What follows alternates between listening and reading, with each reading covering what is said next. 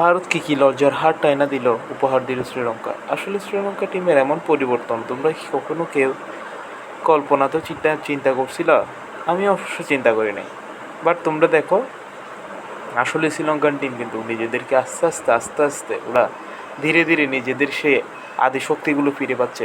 যখন তাদের সময় কুমার সাঙ্গাকারা ছিল, সোনার জয়সূর্য ছিল, ওরা থাকা অবস্থায় কিন্তু শ্রীলঙ্কা এমন একটা টিম ছিল, অনেক শক্ত, সত্যিকার অর্থে অনেক শক্ত একটা টিম ছিল। বাট ওরা এখন আস্তে আস্তে হয়তোবা তাদের ঐতিহ্য হারিয়ে ফেলতেছে। বাট এক সময় তারা কিন্তু অনেক শক্ত একটা টিম ছিল। এখন তারা তার জানান দিছে কীভাবে,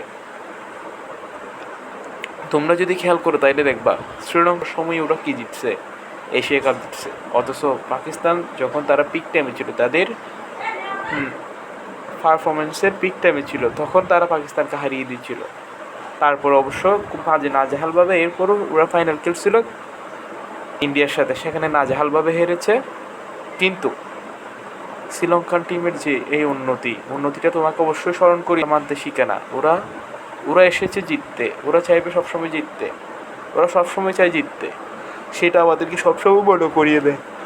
এই শ্রীলঙ্কা টিমের জন্য তোমরা যদি একটু শুভকামনা জানাবো, আমার পক্ষ থেকে তোমরাও জানাবো, আমিও জানাবো। শ্রীলঙ্কান টিম দেখবা যে হয়তো অদূর ভবিষ্যতে ওরা খুব দ্রুত দেখবে যে ওরা ভালো কিছু করতেছে।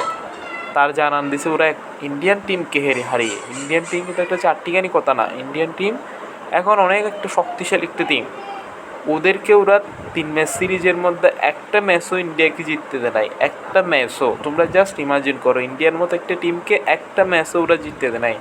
3টা ম্যাচের মধ্যে 2টা ওরা দিচ্ছে, আর একটা কী হয়েছে, টাই হয়েছে, নাইলে হোয়াইট ওয়াশ করতে পারতো। জাস্ট ইমাজিন করো। গুড উইশ শ্রীলঙ্কার টিম।